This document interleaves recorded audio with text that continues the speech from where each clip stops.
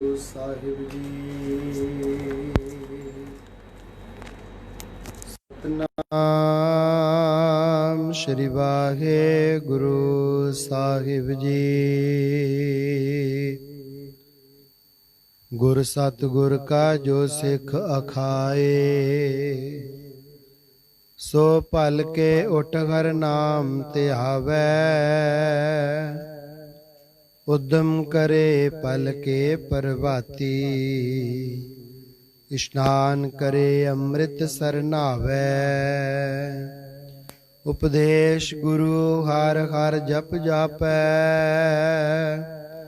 ਸਭ ਕਿਲ ਵਿਖ ਪਾਪ ਦੋਖ ਲਹਿ ਜਾਵੈ।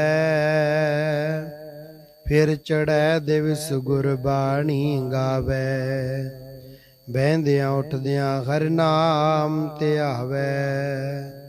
ਜੋ ਸਾਸ ਗਿਰਾਸ ਧਿਆਏ ਮੇਰਾ ਹਰ ਹਰ, ਸੋ ਗੁਰ ਸਿੱਖ ਗੁਰੂ ਮਨ ਭਾਵੈ। ਜਿਸਨੂੰ ਦਇਆਲ ਹੋਵੈ ਮੇਰਾ ਸਤਿਗੁਰ, ਤਿਸ ਗੁਰ ਸਿੱਖ ਗੁਰੂ ਉਪਦੇਸ਼ ਸੁਣਾਵੈ। ਜਨ ਨਾਨਕ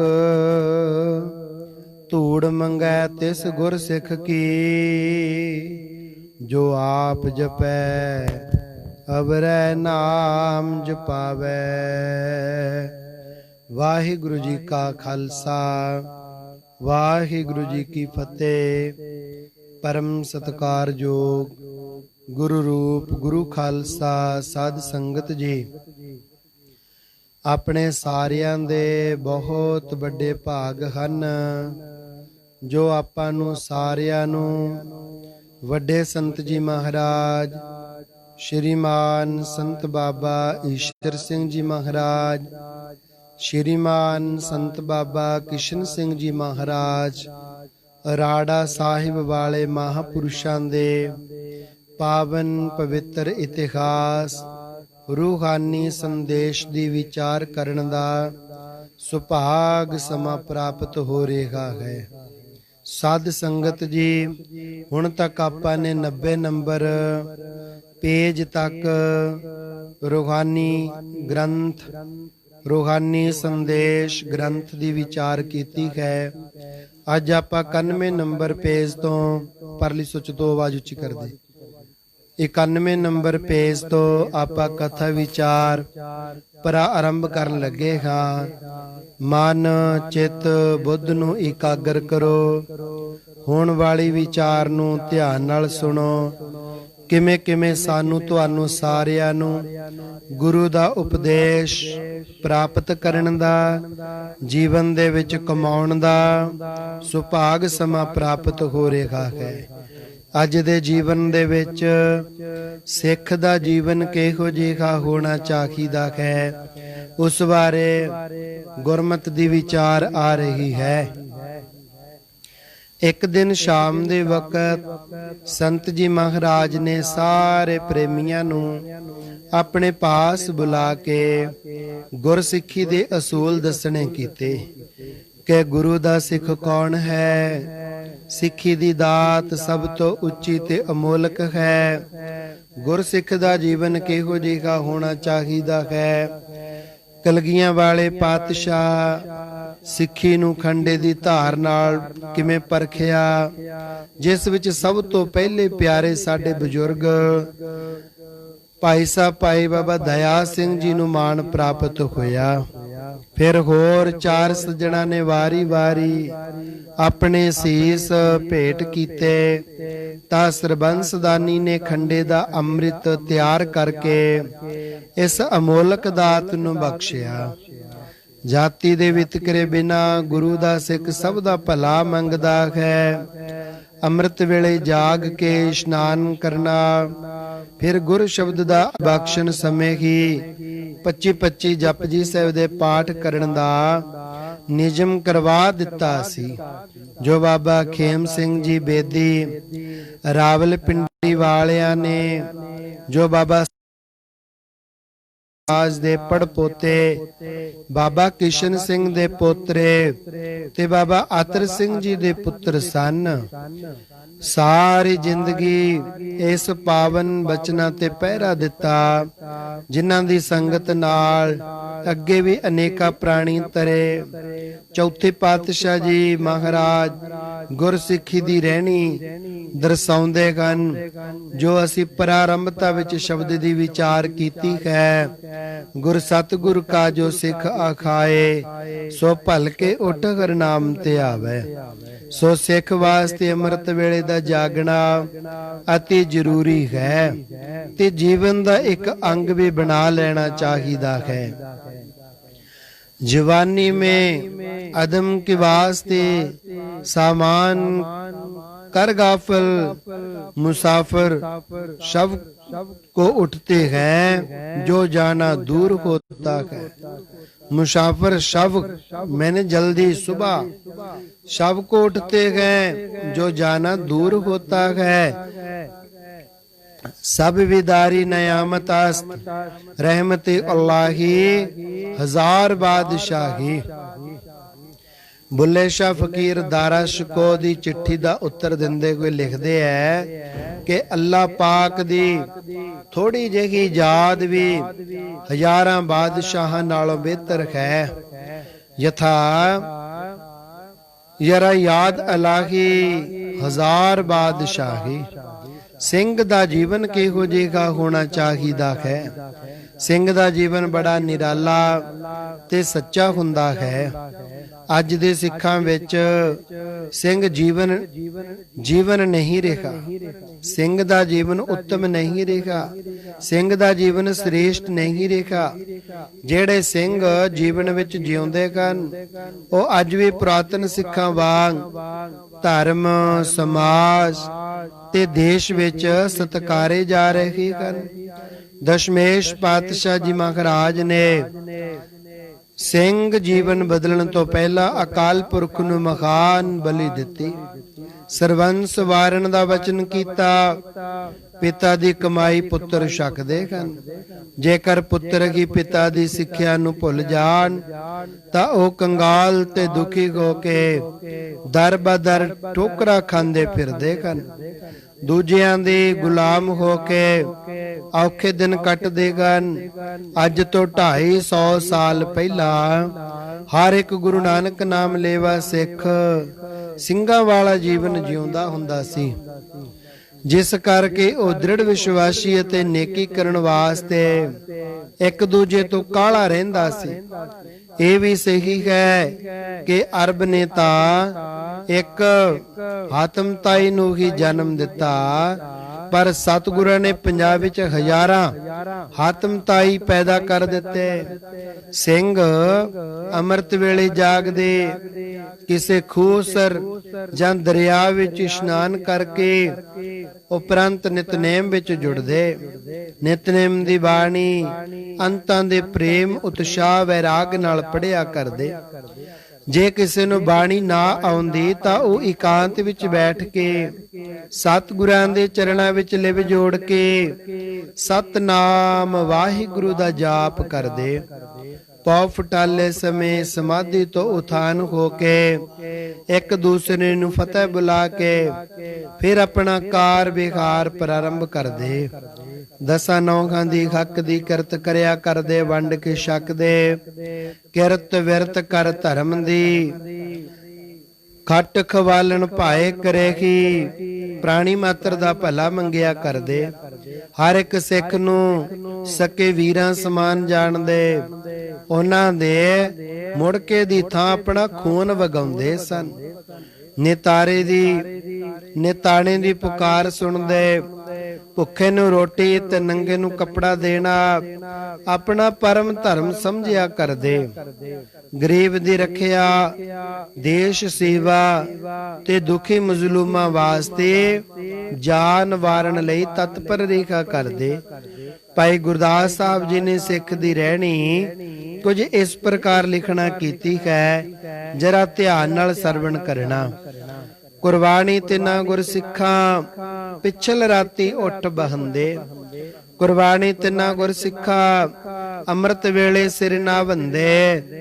ਕੁਰਬਾਨੀ ਤਿੰਨਾ ਗੁਰ ਸਿੱਖਾ ਹੋਏ ਇੱਕ ਮਨ ਗੁਰ ਜਾਪ ਜਪੰਦੇ। ਕੁਰਬਾਨੀ ਤਿੰਨਾ ਗੁਰ ਸਿੱਖਾ ਸਾਧ ਸੰਗਤ ਚਲ ਜਾਏ ਜੁੜੰਦੇ। ਕੁਰਬਾਨੀ ਤਿੰਨਾ ਗੁਰ ਸਿੱਖਾ ਗੁਰਬਾਣੀ ਨਿਤ ਗਾਏ ਸੁਣੰਦੇ। ਕੁਰਬਾਨੀ ਤਿੰਨਾ ਗੁਰ ਸਿੱਖਾ ਮਨ ਮੇਲੀ ਕਰ ਮੇਲ ਮਿਲੰਦੇ। ਕੁਰਬਾਨੀ ਤਿੰਨਾ ਗੁਰ ਸਿੱਖਾ ਭਾਏ ਭਗਤ ਗੁਰਪੁਰਬ ਕਰੰਦੇ। ਗੁਰ ਸੇਵਾ ਫਲ ਸੁਫਲ ਫਲੰਦੇ। ਹਾਂ ਤਿਸ ਘੋਲ ਕਮਾਇਆ ਗੁਰਮਤਿ ਹਿਰਦੈ ਗਰੀਬੀ ਆਵੈ। ਹਾਂ ਤਿਸ ਘੋਲ ਕਮਾਇਆ ਪਰ ਨਾਰੀ ਦੇ ਨੇੜ ਨਾ ਜਾਵੈ। ਹਾਂ ਤਿਸ ਘੋਲ ਕਮਾਇਆ ਪਰ ਦਰਬੈ ਨੂੰ ਹੱਥ ਨ ਲਾਵੈ। ਹਾਂ ਤਿਸ ਘੋਲ ਕਮਾਇਆ ਪਰ ਨਿੰਦਾ ਸੁਣ ਆਪ ਹਟਾਵੈ। ਹਾਂ ਤਿਸ ਘੋਲ ਕਮਾਇਆ ਸਤਿਗੁਰ ਕਾ ਉਪਦੇਸ਼ ਕਮਾਵੈ। ਹਾਂ ਤਿਸ ਘੋਲ ਕਮਾਇਆ ਥੋੜਾ ਸਵੈ ਥੋੜਾ ਹੀ ਖਾਵੈ। ਗੁਰਮੁਖ ਸੋਈ ਸਹਿਜ ਸਮਾਵੈ। ਹਾਂ ਤਿਸ ਦੀ ਚੌਖੰਨੀਐ ਗੁਰ ਪਰਮੇਸ਼ਰ ਏਕੋ ਜਾਣੈ। ਹਾਂ ਤਿਸ ਦੀ ਚੌਖੰਨੀਐ ਦੂਜਾ ਭਾਉ ਨਾ ਅੰਦਰ ਆਣੈ। ਹਾਂ ਤਿਸ ਦੀ ਚੌਖੰਨੀਐ ਔਗਣ ਕੀਤੇ ਗੁਣ ਪਰਵਾਣੈ। ਹਾਂ ਤਿਸ ਦੀ ਚੌਖੰਨੀਐ ਮੰਦਾ ਕਿਸੇ ਨਾ ਆਖ ਵਖਾਣੈ। ਹਾਂ ਤਿਸ ਦੀ ਚੌਖੰਨੀਐ ਆਪ ਠਗਾਏ ਲੋਕਾਂ ਭਾਵੈ ਭਾਣੈ। ਹਾਂ ਤਿਸ ਕੈ ਚੌਖੰਨੀਐ ਪਰਉਪਕਾਰ ਕਰੈ ਰੰਗ ਮਾਣੈ। ਲਓ ਵਾਲੀ ਦਰਗਾਹ ਵਿੱਚ ਮਾਣ ਨਿਮਾਣਾ ਮਾਣ ਨਿਮਾਣੈ। ਗੁਰ ਪੂਰਾ ਗੁਰ ਸ਼ਬਦ ਸਿഞ്ഞਾਣੈ। ਹਾਂ ਸਦਕੇ ਤਿਨ ਗੁਰ ਸਿੱਖਾ ਸਤਿਗੁਰ ਸੋ ਮਿਲ ਆਪ ਗਵਾਇਆ। ਹਾਂ ਸਦਕੇ ਤਿਨਾ ਗੁਰ ਸਿੱਖਾ ਕਰਨ ਉਦਾਸੀ ਅੰਦਰ ਮਾਇਆ। ਹਾਂ ਤਿਸਕੇ ਹਾਂ ਸਦਕੇ ਤਿਨਾ ਗੁਰ ਸਿੱਖਾ ਗੁਰਮਤਿ ਗੁਰ ਚਰਣੀ ਚਿਤ ਲਾਇਆ।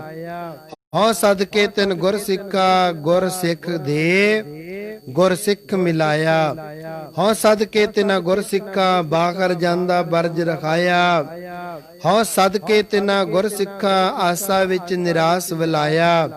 ਸਤਿਗੁਰ ਕਾ ਉਪਦੇਸ਼ ਦ੍ਰਿੜਾਇਆ। ਪਿਛਲ ਰਾਤੀ ਜਾਗਣਾ ਨਾਮਦਾਨ ਇਸ਼ਨਾਨ ਦ੍ਰਿੜਾਏ। ਮਿੱਠਾ ਬੋਲਣ ਨਿਵ ਚੱਲਣ ਹੱਥੋਂ ਦੇ ਕੇ ਭਲਾ ਮਨਾਏ। ਥੋੜਾ ਸਵਣਾ ਖਾਵਣਾ ਥੋੜਾ ਬੋਲਣਾ ਗੁਰਮਤਿ ਪਾਏ। ਕਾਲ ਖਾਏ ਸੋ ਕਿਰਤ ਕਰੇ ਵੱਡਾ ਹੋਏ ਆਪ ਗਣਾਏ। ਵੱਡਾ ਹੋਏ ਨਾ ਆਪ ਗਣਾਏ ਸਾਧ ਸੰਗਤ ਮਿਲ ਗਾਵੰਦੇ। ਰਾਤ ਦਿਗੈ ਨਿਤ ਚਲ ਚਲ ਜਾਏ। ਸ਼ਬਦ ਸੁਰਤ ਪਰਚਾ ਕਰੈ ਸਤਿਗੁਰ ਪਰਚੈ ਮਨ ਪਰਚਾਏ। ਆਸਾ ਵਿੱਚ ਨਿਰਾਸ ਵਿਲਾਏ। ਸੰਬੰਧੀਆਂ ਦਾ ਮਿਲਾਪ ਨਾਸ਼ਵੰਤ ਹੈ ਭਾਈ। ਕਦੇ ਕਦੇ ਆਪਣੀ ਮੌਜ ਵਿੱਚ ਆ ਕੇ ਰਾਤ ਦੇ ਸਮੇਂ ਭਜਨ ਕਰਨ ਵਾਲੇ ਅਭਿਆਸੀ ਸੱਜਣਾ ਨੂੰ ਸੰਤ ਮਹਾਰਾਜ ਇਕਾਂਤ ਅਸਥਾਨ ਵਿੱਚ ਪਾਸ ਬੁਲਾ ਕੇ ਉਪਦੇਸ਼ ਕਰਿਆ ਕਰਦੇ ਕਿ ਐ ਗੁਰਮੁਖੋ, ਹਰ ਇੱਕ ਜਗਿਆਸੂ ਨੇ ਇਹ ਵਿਚਾਰਨਾ ਹੈ ਕਿ ਸਾਡੇ ਜੀਵਨ ਦਾ ਨਿਸ਼ਾਨਾ ਕੀ ਹੈ, ਟਾਰਗੇਟ ਕੀ ਹੈ। ਅਸੀਂ ਸੰਸਾਰ ਤੇ ਕਿਉਂ ਆਏਗਾ, ਸਾਨੂੰ ਕੀ ਕਰਨਾ ਚਾਹੀਦਾ ਹੈ, ਅਸਲ ਵਿੱਚ ਸਾਡੀ ਮੰਜ਼ਿਲ ਕਿਹੜੀ ਹੈ। ਇਹਨਾਂ ਸਾਰੀਆਂ ਗੱਲਾਂ ਦਾ ਉੱਤਰ ਮਹਾਪੁਰਸ਼ਾਂ ਦੀ ਸੰਗਤ ਵਿੱਚੋਂ ਪ੍ਰਾਪਤ ਹੋਇਆ ਕਰਦਾ ਹੈ। ਸੁਣੋ ਸੰਤ ਮਹਾਰਾਜ ਜੀ ਕੀ ਪ੍ਰਵਚਨ ਕਰਿਆ ਕਰਦੇ। ਅਸੀਂ ਸਾਰੇ ਆਪਣੇ ਲਕਸ਼ ਦੀ ਪ੍ਰਾਪਤੀ ਵਾਸਤੇ ਘਰੋਂ ਤੁਰੇਗਾ। ਸਿਆਣਾ ਪੁਰਸ਼ ਜੋ ਸਫ਼ਰ ਕਰਨ ਵਾਸਤੇ ਘਰੋਂ ਚੱਲਦਾ ਹੈ, ਉਹ ਆਪਣੀ ਮੰਜ਼ਿਲ ਤੇ ਪਹੁੰਚੇ ਬਿਨਾਂ ਰਾਹ ਵਿੱਚ ਕਿਤੇ ਰੁਕਦਾ ਨਹੀਂ ਹੈ। ਇਹ ਜੀਵ ਆਪਣੇ ਪਰਮ ਜੋਤੀ ਸਰੂਪ ਪ੍ਰਭੂ ਤੋਂ ਵਿਛੜਿਆ ਹੋਣ ਕਰਕੇ ਅਪੂਰਨ ਅਤੇ ਦੁਖੀ ਹੈ। ਉਸ ਨਾਲ ਇੱਕ ਰੂਪ ਅਭੇਦ ਹੋਣ ਵਾਸਤੇ ਸੰਸਾਰ ਰੂਪ ਗੱਡੀ ਵਿੱਚ ਅਸਵਾਰ ਹੋ ਕੇ ਸਫ਼ਰ ਕਰ ਰਿਹਾ ਹੈ। ਇਸ ਦੀ ਮੰਜ਼ਿਲ ਹੈ ਕੇਵਲ ਪ੍ਰਭੂ ਪ੍ਰਾਪਤੀ। ਜਦੋਂ ਕੋਈ ਮਨੁੱਖ ਆਪਣੇ ਸਫ਼ਰ ਵਾਸਤੇ ਗੱਡੀ ਵਿੱਚ ਅਸਵਾਰ ਹੁੰਦਾ ਹੈ, ਉਸ ਨੂੰ ਰਸਤੇ ਵਿੱਚ ਹਰੇਕ ਸਟੇਸ਼ਨ ਤੇ ਮੁਸਾਫਿਰ ਮਿਲਦੇ ਹਨ। ਕਈ ਪਹਿਲਾਂ ਹੀ ਉਸ ਜਗ੍ਹਾ ਬੈਠੇ ਹੁੰਦੇ ਹਨ, ਕਈ ਨਵੇਂ ਬੈਠਦੇ ਹਨ, ਕੋਈ ਆਪਣਾ ਸਫ਼ਰ ਤੈਅ ਕਰਕੇ ਸਟੇਸ਼ਨ ਪਰ ਉਤਰ ਜਾਂਦਾ ਹੈ। ਇਹ ਇਸ ਦੇ ਰਾਹ ਦੇ ਸਾਥੀ ਹਨ। ਕਿਸੇ ਦਾ ਮਿਲਾਪ ਕੁਝ ਘੜੀਆਂ ਵਾਸਤੇ ਹੈ, ਕਿਸੇ ਦਾ ਕੁਝ ਘੰਟਿਆਂ ਵਾਸਤੇ ਹੈ, ਤਾਂ ਕੁਝ ਪਹਿਰਾਂ ਵਾਸਤੇ, ਕੁਝ ਦਿਨਾਂ ਵਾਸਤੇ ਹੁੰਦਾ ਹੈ। ਪਰ ਇਹਨਾਂ ਨੂੰ ਆਪਣੇ ਸਾਥੀ ਸਮਝ ਕੇ ਇਹ ਜੀਵ ਉਹਨਾਂ ਦੇ ਨਾਲ ਨਹੀਂ ਉਤਰ ਜਾਂਦੇ, ਨਾ ਹੀ ਉਹਨਾਂ ਦੇ ਗਿਆ ਕਦੇ ਹਰਖ ਸੋਗ ਵੱਧਦਾ ਹੈ। ਜਿਵੇਂ ਕਲਕੱਤੇ ਜਾਣ ਵਾਲਾ ਸੱਜਣ ਹਾਵੜੇ ਸਟੇਸ਼ਨ ਦਾ ਟਿਕਟ ਲੈ ਕੇ ਪੰਜਾਬ ਮੇਲ ਗੱਡੀ ਵਿੱਚ ਬੈਠ ਗਿਆ, ਉਸੇ ਗੱਡੀ ਦੇ ਡੱਬੇ ਵਿੱਚ ਉਸ ਨੂੰ ਸਾਥ ਵਜੋਂ ਕੋਈ ਹੋਰ ਸੱਜਣ ਆ ਮਿਲੇ। ਉਹਨਾਂ ਚੋਂ ਕੋਈ ਕਿਸੇ ਸਟੇਸ਼ਨ ਤੇ ਜਾਣ ਵਾਲਾ, ਕੋਈ ਕਿਸੇ ਸ਼ਹਿਰ ਨੂੰ ਜਾਣ ਵਾਲਾ ਹੁੰਦਾ ਹੈ। ਰਾਸਤੇ ਵਿੱਚ ਕਈ ਦਿਨਾਂ ਦਾ ਸਫ਼ਰ ਤੇ ਨੇੜਤਾ ਕਰਕੇ ਆਪਸ ਵਿੱਚ ਮੋਹ ਪਿਆਰ ਪੈਣਾ ਵੀ ਜ਼ਰੂਰੀ ਹੈ। ਹੁਣ ਉਹ ਸਟੇਸ਼ਨ ਆਉਣੇ ਸ਼ੁਰੂ ਹੋ ਜਾਂਦੇ ਹਨ, ਜਿੱਥੇ ਜਾ ਕੇ ਉਹਨਾਂ ਨੇ ਇੱਕ ਦੋ ਦੋ ਕਰਕੇ ਉਤਰਨਾ ਹੈ। ਪਰ ਕਲਕੱਤੇ ਜਾਣ ਵਾਲਾ ਰਾਹੀ ਉਹਨਾਂ ਦੇ ਮੋਹ ਵਸ ਹੋ ਕੇ ਕਲਕੱਤੇ ਜਾਣ ਦਾ ਨਿਸ਼ਾਨਾ ਛੱਡ ਨਹੀਂ ਦਿੰਦਾ, ਉਹਨਾਂ ਨਾਲ ਰਾਹ ਵਿੱਚ ਨਹੀਂ ਉਤਰ ਜਾਂਦਾ, ਅਤੇ ਨਾ ਕਿ ਇਸ ਤਰ੍ਹਾਂ ਆਪਣਾ ਨਿਸ਼ਾਨਾ ਛੱਡ ਕੇ ਰਾਹ ਵਿੱਚ ਮਿਲੇ ਰਾਖੀਆਂ ਦੇ ਮੋਹ ਜਾਲ ਵਿੱਚ ਫਸਦਾ ਹੈ। ਜੇ ਫਸ ਵੀ ਜਾਵੇ ਇਸ ਨੂੰ ਕੋਈ ਸਿਆਣਪ ਨਹੀਂ ਕਿਹਾ ਜਾ ਸਕਦਾ। ਇਸੇ ਤਰ੍ਹਾਂ ਜੀਵ ਰੂਪ ਮੁਸਾਫਰ ਨੇ ਆਪਣੀ ਮੰਜ਼ਿਲੇ ਮਕਸੂਦ ਤੇ ਪੁੱਜਣ ਰੂਪ ਸਫ਼ਰ ਕਰਨਾ ਹੈ। ਰਾਹ ਵਿੱਚ ਇਸ ਦੇ ਮੇਲੀ ਕਨ ਸੰਬੰਧੀ ਸੰਸਾਰੀ ਪਦਾਰਥ, ਸੰਸਾਰ ਕਮਾਨ ਪ੍ਰਤਿਸ਼ਠਾ ਦੀ ਲਾਲ ਸਾਧਕ, ਇਹਨਾਂ ਨਾਲ ਇਸ ਦਾ ਲੰਮਾ ਸਾਥ ਹੈ। ਰਾਤ ਦਿਨ ਦੀ ਨੇੜਤਾ ਤੇ ਵਰਤਾਰੇ ਨਾਲ ਮੋਹ ਪਿਆਰ ਪੈ ਜਾਣਾ ਵੀ ਜ਼ਰੂਰੀ ਹੈ। ਪਰ ਜੀਵਨ ਦੇ ਸਫ਼ਰ ਵਿੱਚ ਅਸੀਂ ਇਹ ਭੁੱਲ ਹੀ ਕਰ ਜਾਂਦੇ ਹਾਂ, ਜੋ ਆਪਣਾ ਪਰਮ ਮਨੋਰਥ ਛੱਡ ਕੇ ਜਿਸ ਜੋਤੀ ਸਰੂਪ ਤੋਂ ਵਿਛੜੇ ਹੋਏਗਾ ਉਹਦੀ ਭਾਲ ਵਿੱਚ ਤੁਰੇ ਹੋਏ, ਉਸ ਪਰਮ ਜੋਤ ਨੂੰ ਭੁੱਲ ਕੇ ਸੰਸਾਰੀ ਪਦਾਰਥ, ਧੀਆਂ ਪੁੱਤਰਾਂ ਤੇ ਦੁਨਿਆਵੀ ਮਾਣ ਵਡਿਆਈ ਵਿੱਚ ਖਚਤ ਹੋ ਜਾਂਦੇ ਹਾਂ, ਅਤੇ ਇਹਨਾਂ ਚੀਜ਼ਾਂ ਨੂੰ ਹੀ ਜੀਵਨ ਮਨੋਰਥ ਸਮਝ ਕੇ ਅਸਲੀ ਨਿਸ਼ਾਨੇ ਤੋਂ ਖੁੰਝ ਜਾਂਦੇ ਹਾਂ। ਜਦੋਂ ਤੱਕ ਸਾਕਾਂ ਤੇ ਰਿਸ਼ਤੇਦਾਰਾਂ ਦਾ ਸੰਬੰਧ ਹੈ, ਅਸੀਂ ਇਹਨਾਂ ਨੂੰ ਸਦੀਵੀ ਤੇ ਅਟੁੱਟ ਸਮਝੀ ਬੈਠੇਗਾ, ਪਰ ਇਹਨਾਂ ਨਾਲ ਸਾਡਾ ਸੰਬੰਧ ਨਹੀਂ ਹੈ। ਡਰਾਮੇ ਦੇ ਐਕਟਰਾਂ ਵਾਂਗੂ ਹੈ। ਜਿਵੇਂ ਡਰਾਮੇ ਜਾਂ ਫਿਲਮ ਵਿੱਚ ਕੰਮ ਕਰਨ ਵਾਲਾ ਇੱਕ ਆਦਮੀ ਕਿਸੇ ਦਾ ਪੁੱਤਰ ਬਣ ਜਾਂਦਾ ਹੈ, ਦੂਜੇ ਪਾਸੇ ਉਸੇ ਦੇ ਭਰਾ ਦਾ ਪੁੱਤਰ ਦਾ ਪਾਰਟ ਅਦਾ ਕਰ ਰਿਹਾ ਹੁੰਦਾ ਹੈ। ਇਸੇ ਤਰ੍ਹਾਂ ਸਾਡੇ ਇਹਨਾਂ ਸੰਬੰਧੀਆਂ ਦਾ ਹਾਲ ਹੈ, ਜੋ ਇਸ ਜਨਮ ਵਿੱਚ ਸਾਡੇ ਪਿਤਾ, ਭਰਾ ਜਾਂ ਹੋਰ ਰਿਸ਼ਤੇਦਾਰ ਹਨ, ਇਹੋ ਹੀ ਕਈ ਜਨਮਾਂ ਵਿੱਚ ਸਾਡੇ ਪੁੱਤਰ, ਪੋਤਰੇ, ਭਤੀਜੇ, ਭਾਣਜੇ ਬਣ ਕੇ ਆ ਚੁੱਕੇ ਹਨ। ਜੋ ਅੱਜ ਸਾਡਾ ਪਿਤਾ ਹੈ, ਹੋ ਸਕਦਾ ਹੈ ਪਿਛਲੇ ਤੇ ਆਉਣ ਵਾਲੇ ਜਨਮ ਵਿੱਚ ਸਾਡਾ ਪੁੱਤਰ ਬਣ ਕੇ ਆ ਜਾਵੇ। ਵਾਸਤਵ ਵਿੱਚ ਸਾਡਾ ਕਿਸੇ ਨਾਲ ਕੋਈ ਸਦੀਵੀ ਮੇਲ ਨਹੀਂ ਹੈ। ਇਹ ਤਾਂ ਅਸੀਂ ਇੱਕ ਸਫ਼ਰ ਵਿੱਚ ਇਕੱਠੇ ਹੋਏ ਮੁਸਾਫਰ ਹਾਂ। ਅਸਲ ਵਿੱਚ ਸਾਡਾ ਮੰਤਵ ਹੈ ਨਿਸ਼ਾਨੇ ਤੇ ਪੁੱਜਣ ਲਈ ਇੱਕ ਦੂਜੇ ਦਾ ਸਹਿਯੋਗ ਦੇਣਾ।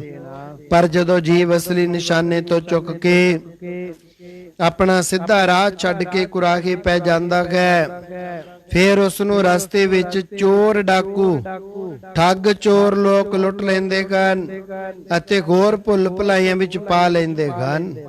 ਇਸੇ ਤਰ੍ਹਾਂ ਇਸ ਕੁਰਾਹੇ ਪਏ ਜੀਵ ਨੂੰ ਮਾਇਆ ਆਪਣਾ ਪ੍ਰਭਾਵ ਪਾਉਣਾ ਆਰੰਭ ਕਰ ਦਿੰਦੀ ਹੈ। ਮਾਇਆ ਦੀਆਂ ਬੇਅੰਤ ਸ਼ਕਤੀਆਂ ਹਨ, ਕਈ ਰੂਪਾਂ ਦੁਆਰਾ ਜੀਵ ਨੂੰ ਭੁਲਾਉਣ ਦੀ ਕੋਸ਼ਿਸ਼ ਕਰਦੀ ਹੈ। ਮਾਇਆ ਵਿਆਪਤ ਬਹੁ ਪ੍ਰਕਾਰੇ ਸਤਿਗੁਰਾਂ ਪਾਸ ਵੀ ਸਿੱਖਾਂ ਨੇ ਬੇਨਤੀ ਕੀਤੀ ਸੀ, ਗਰੀਬ ਨਿਵਾਜ ਮਾਇਆ ਆਖਦੇ ਕਿਸ ਨੂੰ ਹਨ? ਇਹ ਆਪਣੇ ਪ੍ਰਭਾਵ ਦੁਆਰਾ ਜੀਵ ਤੇ ਕਿਵੇਂ ਅਸਰ ਪਾਉਂਦੀ ਹੈ? ਮਾਇਆ ਕਿਸ ਨੂੰ ਆਖੀ ਹੈ? ਕਿਆ ਮਾਇਆ ਕਰਮ ਕਮਾਏ। ਹਜ਼ੂਰ ਨੇ ਉੱਤਰ ਬਖਸ਼ਿਆ, ਦੁੱਖ ਸੁਖ ਏਕੋ ਜੀਉ ਬਾਧਕ ਹੈ, ਹਉ ਮੈਂ ਕਰਮ ਕਮਾਏ। ਮਾਇਆ ਦਾ ਸਰੂਪ ਇਹੋ ਹੈ ਜੋ ਸਾਰੇ ਜੀਵਾਂ ਨੂੰ ਦੁੱਖ ਤੇ ਸੁੱਖ ਵਿੱਚ ਬੰਨ ਰੱਖਿਆ। ਇਹਦੇ ਪ੍ਰਭਾਵ ਨਾਲ ਕਬਹੂ ਜੀੜਾ ਊਬ ਚੜਤ ਹੈ, ਕਬਹੂ ਜਾਏ ਪਿਆਲੇ। ਲੋਭੀ ਜੀੜਾ ਥਿਰ ਨ ਰਹਿਤ ਹੈ, ਚਾਰੇ ਕੁੰਡਾ ਭਾਲੇ। ਮਾਇਆ ਦੇ ਅਸਰ ਨਾਲ ਜੀਵ ਹਰਖ ਸ਼ੋਕ ਨੂੰ ਧਾਰਨ ਕਰਕੇ ਦੁਖੀ ਅਤੇ ਸੁਖੀ ਹੋਇਆ ਰਹਿੰਦਾ ਹੈ। ਜਬ ਕਛ ਪਾਵੈ ਤਬ ਗਰਭ ਕਰਤ ਹੈ, ਮਾਇਆ ਗਈ ਤਬ ਰੋਬਨ ਲੱਗਤ ਹੈ। ਮਾਇਆ ਐਸੀ ਮੋਹਣੀ ਭਾਈ, ਜੀਤੇ ਜੀ ਤੇਤੇ ਡਹਿਕਾਈ। ਮਾਇਆ ਮਮਤਾ, ਮਾਇਆ ਹੰਗਤਾ, ਮਮਤਾ ਰੂਪ ਕੰਮਾਂ ਨੂੰ ਕਰਾਉਂਦੀ ਹੈ। ਭਾਵ ਇਹਦੇ ਅਧੀਨ ਹੋ ਕੇ ਜੀਵ ਹੰਗਤਾ ਮਮਤਾ ਵਿੱਚ ਲੱਗ ਜਾਂਦਾ ਹੈ। ਜੀਵਾਂ ਨੂੰ ਆਪਣੇ ਅਸਰ ਹੇਠਾਂ ਰੱਖਣ ਲਈ ਮਾਇਆ ਆਪਣਾ ਵੱਧ ਤੋਂ ਵੱਧ ਤਾਣ ਲਗਾਉਂਦੀ ਹੈ। ਇੱਥੋਂ ਤੱਕ ਕਿ ਸੱਤਿਆ ਤੇ ਪ੍ਰਭੂ ਪ੍ਰਾਪਤੀ ਦੇ ਅਭਿਲਾਖੀਆਂ ਨੂੰ ਜਦੋਂ ਯੋਗ ਸਾਧਨਾ ਰਾਹੀਂ ਸਰੀਰ ਤੇ ਕਸ਼ਟ ਝੱਲ ਕੇ ਮੰਜ਼ਿਲਾਂ ਮਾਰਦੇ ਹੋਏ ਆਤਮਿਕ ਮੰਜ਼ਿਲ ਦੇ ਨੇੜੇ ਪੁੱਜਦੇ ਹਨ, ਉੱਥੇ ਜਾ ਕੇ ਉਹਨਾਂ ਦੇ ਰਾਹ ਵਿੱਚ ਇੱਕ ਹੋਰ ਪਵਾੜਾ ਪਾ ਦਿੰਦੀ ਹੈ। ਰਿੱਧੀਆਂ ਸਿੱਧੀਆਂ ਮਾਨ ਪ੍ਰਤਿਸ਼ਠਾ ਇਹ ਹੈ ਮਾਇਆ ਦਾ ਰੋਕ ਵਾਲਾ ਫਾਟਕ, ਜਿੱਥੇ ਕਿ ਮੰਜ਼ਿਲੇ ਮਕਸੂਦ ਦੇ ਚਾਹਵਾਨ ਹਰੇਕ ਪਾਦੀ ਨੂੰ ਰੋਕਿਆ ਜਾਂਦਾ ਹੈ। ਉਹ ਅੱਗੇ ਵਧਣ ਦਾ ਖਿਆਲ ਛੱਡ ਕੇ ਇਹਨਾਂ ਰਿੱਧੀਆਂ ਸਿੱਧੀਆਂ ਵਿੱਚ ਹੀ ਪਰਚ ਜਾਂਦਾ ਹੈ। ਕੋਈ ਬੜਭਾਗੀ ਅਗੰਮੜਾ ਮਰਦ ਹੁੰਦਾ ਹੈ ਜੋ ਇਹਨਾਂ ਲਾਲਚਾਂ ਨੂੰ ਠੁਕਰਾ ਕੇ ਅੱਗੇ ਲੰਘ ਜਾਂਦਾ ਹੈ, ਆਪਣੇ ਨਿਸ਼ਾਨੇ ਤੇ ਕਾਇਮ ਰਹਿੰਦਾ ਹੈ। ਸੋ ਇਹਨਾਂ ਤੋਂ ਬਚਣ ਵਾਸਤੇ ਸਭ ਤੋਂ ਵੱਡਾ ਸ਼ਸਤਰ ਹੈ ਪ੍ਰਭੂ ਭਗਤੀ, ਅੰਮ੍ਰਿਤ ਵੇਲੇ ਜਾਗਣਾ, ਗੁਰਬਾਣੀ ਤੇ ਮਹਾਪੁਰਸ਼ਾਂ ਦੇ ਬਚਨਾਂ ਤੇ ਪੂਰਨ ਸ਼ਰਧਾ ਵਿਸ਼ਵਾਸ ਭਰੋਸਾ ਬਣਾ ਕੇ ਰੱਖਣਾ, ਸਾਧ ਸੰਗਤ ਰੂਪ ਕਿਲੇ ਦੀ ਓਟ ਦੇ ਵਿੱਚ ਰਿਹਾਇਸ਼ ਰੱਖਣੀ ਇਤਿਆਦਿਕ ਹੋਰ ਵੀ ਅਮੋਲਕ ਵਚਨ ਆਉਂਦੇ ਹਨ, ਜਿਨ੍ਹਾਂ ਨੂੰ ਸੁਣ ਕੇ ਪਰਮਾਰਥ ਦੇ ਚਾਹਵੰਦ ਆਪਣੇ ਮਨ ਤੇ ਕਾਬੂ ਪਾ ਕੇ ਰਿੱਧੀਆਂ ਸਿੱਧੀਆਂ ਮਾਨ ਪ੍ਰਤਿਸ਼ਠਾ ਦੇ ਰੋਕ ਫਾਟਕ ਤੋੜ ਕੇ ਅੱਗੇ ਨਿਸ਼ਾਨੇ ਤੇ ਪੁੱਜ ਸਕਦੇ ਹਨ। ਭਜਨ ਤੋਂ ਬਿਨਾ ਭੇਖੀ ਸਾਧੂ, ਸਤ ਦਾ ਅਭਿਲਾਖੀ, ਸਤ ਮਾਰਗ ਦਾ ਰਾਖੀ, ਜਦੋਂ ਆਤਮਿਕ ਮੰਜ਼ਿਲਾਂ ਮਾਰਦਾ ਜਾਂ ਤੈਅ ਕਰਦਾ ਨਿਧਿਆਸਣ ਅਵਸਥਾ ਵਿੱਚੋਂ ਨਿਕਲ ਕੇ ਇਸ ਟਿਕਾਣੇ ਤੇ ਮਾਇਆ ਦਾ ਰੋਕ ਫਾਟਕ ਪੁੱਜਦਾ ਹੈ, ਤਾਂ ਉਸ ਨੂੰ ਇੱਥੇ ਹੀ ਰੋਕ ਲਿਆ ਜਾਂਦਾ ਹੈ ਅਤੇ ਉਹ ਵੀ ਅੱਗੇ ਜਾਣ ਦੇ ਖਿਆਲ ਨੂੰ ਛੱਡ ਕੇ ਮਾਇਆ ਦੀ ਇਸ ਪ੍ਰਚਾਰ ਏਜੰਸੀ ਵਿੱਚ ਸ਼ਾਮਲ ਹੋ ਜਾਂਦਾ ਹੈ। ਫਿਰ ਮਾਇਆ ਵੱਲੋਂ ਉਸ ਨੂੰ ਮਿਹਰਾਂ ਤੇ ਬਖਸ਼ਿਸ਼ਾਂ ਦੇ ਭੰਡਾਰੇ ਵਿਖਾ ਕੇ ਹੋਰ ਵੀ ਹਰ ਪ੍ਰਕਾਰ ਦੇ ਲਾਲਚ ਦਿੱਤੇ ਜਾਂਦੇ ਐ, ਜੈਸਾ ਕਿ ਧਨ ਦੌਲਤ, ਐਸ਼ੋ ਇਸ਼ਰਤ, ਧੀਆਂ ਪੁੱਤਰ, ਸੁਖ ਆਰਾਮ, ਰਿੱਧੀਆਂ ਸਿੱਧੀਆਂ, ਧਾਗੇ ਤਵੀਤ, ਜਾਦੂ ਟੂਣੇ ਕਰਕੇ ਜਿੰਨ ਭੂਤ ਵਸ ਕਰਨ ਦਾ ਵਿਸ਼ਵਾਸ ਦਿਵਾਇਆ ਜਾਂਦਾ ਹੈ। ਕੇਵਲ ਇੱਕੋ ਸ਼ਰਤ ਤੇ ਕਿ ਉਹ ਅੱਗੇ ਜਾਣ ਦਾ ਵਿਚਾਰ ਛੱਡ ਕੇ ਮਾਇਆ ਦੀ ਪ੍ਰਚਾਰ ਏਜੰਸੀ ਵਿੱਚ ਸ਼ਾਮਲ ਹੋ ਜਾਵੇ। ਇੱਥੇ ਆ ਕੇ ਜਗਿਆਸੂ ਨੂੰ ਬੜੀ ਮੁਸ਼ਕਲ ਆ ਬਣਦੀ ਹੈ, ਬੜੀ ਕਠਨ ਪ੍ਰੀਖਿਆ ਦਾ ਪਰਚਾ ਪੈਂਦਾ ਹੈ। ਇਹੋ ਹੀ ਬੜਾ ਸਖਤ ਇਮਤਿਹਾਨ ਹੈ, ਜਿਸ ਵਿੱਚੋਂ ਕੋਈ ਵਿਰਲਾ ਹੀ ਪਾਸ ਹੁੰਦਾ, ਉਸ ਨੂੰ ਮਹਾਪੁਰਸ਼ ਕਿਹਾ ਜਾਂਦਾ ਹੈ, ਜਿਹੜਾ ਕਿ ਇਹਨਾਂ ਸਭ ਲਾਲਚਾਂ ਨੂੰ ਟੁਕਰਾ ਕੇ ਆਪਣੇ ਨਿਸ਼ਾਨੇ ਵੱਲ ਵੱਧਦਾ ਚਲਾ ਜਾਂਦਾ ਹੈ। ਨਹੀਂ ਤਾਂ ਆਮ ਤੌਰ ਤੇ ਕਈ ਭੇਖੀ ਤੇ ਡੰਬੀ ਸਾਧੂ ਆਪਣੇ ਆਪ ਨੂੰ ਜੋਗੀ, ਜੰਗਮ, ਫਕੀਰ, ਪੂਰਨ ਮਹਾਤਮਾ ਅਖਵਾਉਣ ਵਾਲੇ ਸਾਰੀ ਮਾਇਆ ਦੇ ਜਾਲ ਵਿੱਚ ਫਸ ਜਾਇਆ ਕਰਦੇ ਹਨ। ਫਿਰ ਉਹ ਭਜਨ ਸਿਮਰਨ ਛੱਡ ਕੇ ਪੂਜਾ ਪ੍ਰਤਿਸ਼ਠਾ ਵਾਸਤੇ ਸੰਸਾਰੀ ਜੀਵਨ ਨੂੰ ਉਹ ਸਰਵ ਵਿਆਪੀ ਪਰਮੇਸ਼ਰ ਤੋਂ ਇਕਲਵਾਂਝੇ ਰੱਖ ਕੇ ਮਾਇਆ ਜਾਲ ਦੇ ਹੀ ਘੁੰਮਣ ਘੇਰ ਵਿੱਚ ਫਸਾਈ ਰੱਖਦੇ ਹਨ। ਉਹ ਪ੍ਰਭੂ ਭਗਤੀ ਤਿਆਗ ਕੇ ਰੱਖਾਂ, ਤਵੀਤਾਂ, ਮੰਤਰਾਂ, ਜੰਤਰਾਂ, ਧਾਗੇ, ਜਾਦੂ, ਟੂਣੇ, ਫੂਕਾਂ, ਮੁੱਠਾਂ, ਝਾੜੇ, ਸਰੋਂ, ਜਵੈਣ, ਮੰਤਰਾ ਕੇ ਵਰ ਸਰਾਪ ਦਾ ਭੈ ਦਿਖਾ ਕੇ ਮਾਇਆ ਬਟੋਰਨ ਵਾਸਤੇ ਸੰਸਾਰੀ ਜੀਵਾਂ ਨੂੰ ਆਪਣੇ ਪਿੱਛੇ ਲਗਾਉਂਦੇ ਹਨ। ਉਹ ਭੋਲੇ ਭਾਲੇ ਲੋਕ ਇਹਨਾਂ ਦੀ ਜਾਲ ਵਿੱਚ ਫਸ ਕੇ ਜਾਗਦੀ ਜੋਤ ਨੂੰ ਛੱਡ ਕੇ ਕਬਰਾਂ, ਮੜੀਆਂ, ਚੁਰਾਹਿਆਂ ਵਿੱਚ ਦੀਵੇ ਜਗਾ ਕੇ ਤਾਰੇ ਲਾ ਕੇ ਉਜਾੜਾਂ ਤੇ ਮਸਾਣਾਂ ਦੀ ਖਾਕ ਛਾਣਦੇ ਫਿਰਦੇ ਹਨ। ਇਹਨਾਂ ਖੁਦਗਰਜ ਲੋਕਾਂ ਪਿੱਛੇ ਲੱਗ ਕੇ ਮੁਕਤੀ ਤੋਂ ਦੂਰ ਚਲੇ ਜਾਂਦੇ ਹਨ। ਵੱਡੇ ਵੱਡੇ ਪੜ੍ਹੇ ਲਿਖਿਆਂ ਦੀ ਵੀ ਇਹ ਹਾਲਤ ਹੈ। ਲੋਭ ਪ੍ਰਥਾਏ ਕਿਸੇ ਕਵੀ ਦਾ ਕਥਨ ਹੈ, 12 ਬਰਸ ਹਮ ਕਾਸੀ ਬਾਸੀ ਹੋਏ ਕਰ, ਕਾਸੀ ਬਾਸੀ ਹੋਏ ਕਰ, ਦਦੀ ਜਿਉ ਬਿਲੋਏ ਭੇਦ ਕਸਰ ਨ ਰਾਈ ਹੈ। पूर्व मीमांसा पुन उत्तम मीमांसा पढ़ियो, ऐसी कौन बात है जो हमको न आई है। न्याय में न बोलने दियो ब्रह्मा क्यों न होते भाए। सांख और पतंजल के धूड़ सी उड़ाई है। कहे तो मुकंद एक, लोभ खूब बलि देखियो, धनी अगे कुकरी जैसी पूंछरी खिलाई है।